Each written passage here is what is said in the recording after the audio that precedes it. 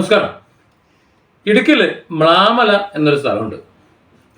മ്ലാമലയിൽ നമ്മുടെ പൊതുമരാമത്ത് വകുപ്പ് മന്ത്രി മുഹമ്മദ് റിയാസ് ഒരു പാലം ഉദ്ഘാടനം ചെയ്തു. പിണറായി സർക്കാരിൻ്റെ കാലത്തെ ഒരു നേട്ടം തന്നെയാണ്. പിണറായി സർക്കാരിൻ്റെ കാലത്ത് മുമ്പ് വെള്ളപ്പൊക്കം ഉണ്ടായപ്പോൾ ഒഴുകിപ്പോയ ഒരു പാലമാണ് മ്ലാമല പാലം. ദേശത്തെ ഒറ്റപ്പെടുത്തിപ്പോയ ഒരു സാഹചര്യം ഉണ്ടായിരുന്നു. ആ പാലമാണ് പുതുക്കിപ്പണിഞ്ഞത്. അത് പുതുക്കിപ്പണിഞ്ഞ് അതിൻ്റെ ഉദ്ഘാടനം കഴിഞ്ഞ ദിവസം മന്ത്രി മുഹമ്മദ് റിയാസ് വളരെ ആഘോഷപൂർവ്വം നിർവഹിച്ചു. നല്ല കാര്യം. കാരണം ഒരു നാട്ടുകാരുടെ മുഴുവൻ ഒരു അഭിലാഷമാണ് അത്രയും നല്ല ഉറപ്പുള്ള വൃത്തിയുള്ള ഒരു പാലം എന്നത്.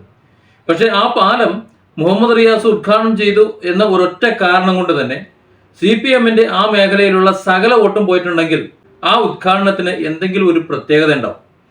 സത്യത്തിൽ അന്ന് വെള്ളപ്പൊക്കത്തിൽ ആ പാലം നശിച്ചു പോയതിനു ശേഷം അവിടെ ആരും തന്നെ തിരിഞ്ഞു നോക്കിയിരുന്നില്ല എന്നുള്ളതാണ് വസ്തുത. പ്രത്യേകിച്ച് ഇടതുപക്ഷം അന്ന് അവിടെ നടത്തിയ ഒരു സർവകക്ഷി യോഗത്തിൽ ആ പാലം പണി ആവശ്യപ്പെട്ട അവിടുത്തെ അച്ഛൻ, പള്ളിയിലെ അച്ഛന്മാരാണോ പാലം പണിയുന്നത്, സർക്കാരിലെ പാലം പണിയുന്നത് എന്ന് അവിടുത്തെ ഇടതുപക്ഷത്തിന്റെ LDF-ന്റെ പ്രതിനിധി കളിയാക്കുകയും ചെയ്തിരുന്നു.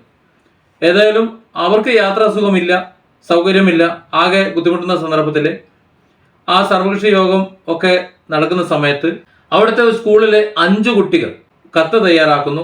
ആ കത്ത് അവിടുത്തെ ഒരു അച്ഛൻ ക്രോഡീകരിച്ചു കൊടുക്കുന്നു. ക്രോഡീകരിച്ച് കൊടുത്ത ആ കത്ത് ഹൈക്കോടതിയിലേക്ക് അവർ അയക്കുന്നു. കാരണം അവർക്ക് വേറെ മാർഗമില്ല. ഭരണകർത്താക്കൾക്ക് ചെയ്യാൻ വയ്യ, മറ്റാൾക്ക് തിരിഞ്ഞു നോക്കാൻ വയ്യ.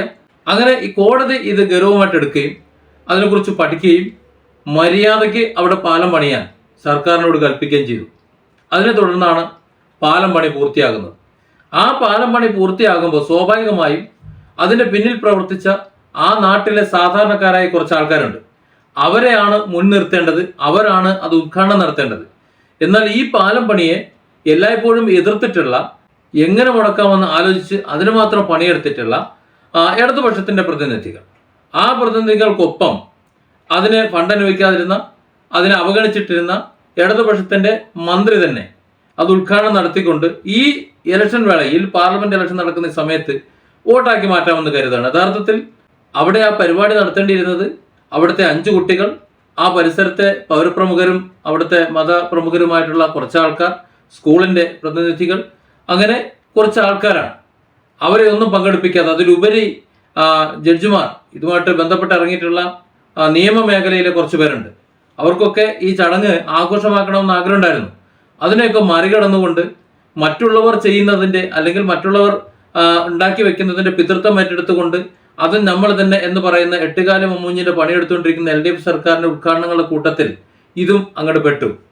സർക്കാരിൻ്റെ ഫണ്ട് തന്നെയാണ്, പക്ഷേ അത് ഇറങ്ങാൻ കോടതിയെ സമീപിക്കേണ്ടി വന്നു 5 വിദ്യാർത്ഥികൾക്ക്. അങ്ങനെ മുഹമ്മദ് റിയാസ് അദ്ദേഹത്തിൻ്റെ ആ ഭരണനേട്ടത്തിൽ, ആ മന്ത്രിയുടെ ഭരണനേട്ടത്തിൽ, LDF-ന്റെ ഭരണനേട്ടത്തിൽ ഉൾപ്പെടുത്തിക്കൊണ്ട് ആ ഉദ്ഘാടന മഹാമഹം നടത്തുമ്പോൾ ഒരു മേഖല മുഴുവൻ അതിനു മുമ്പുള്ള അവഗണനയെ എണ്ണി പറഞ്ഞുകൊണ്ട് ഈ പാലം യാഥാർത്ഥ്യമാക്കാൻ വേണ്ടി മുന്നോട്ട് നിന്ന ആ കുട്ടികൾ ഉൾപ്പെടെയുള്ള ആ ഒരു ജനസമൂഹത്തെ അവഗണിച്ചത് കൊണ്ട് LDF സർക്കാരിന് കക്ഷി രാഷ്ട്രീയ ഭേദമന്യേ എതിരായി മാറി എന്നുള്ളതാണത്. ചുരുക്കത്തിൽ പറഞ്ഞാൽ സർക്കാരിൻ്റെ ഭരണനേട്ടമായി ഒരു പാലത്തെ എടുത്തു കാണിക്കാൻ ആ ഉദ്ഘാടനം നടത്തി. പക്ഷേ ആ ഒരു പാലം അവർക്കൊരു തലവേദനയായി. ഇപ്പോൾ ആ ഒരു പാലം റിയാസ് ഉദ്ഘാടനം നടത്തി എന്ന ഒറ്റ കാരണം കൊണ്ട് ആ മേഖലയിലെ, ഇടുക്കി മ്ലാമല മേഖലയിലെ സകല വോട്ടുകളും, സകല LDF വോട്ടുകളും മാറിപ്പോകുന്ന ഒരു സാഹചര്യമാണ് ഇപ്പോൾ നിലവിലുള്ളത്. ഇതാണ് ഞാൻ പറഞ്ഞത്, വിനാശകാല വിപരീത ബുദ്ധി.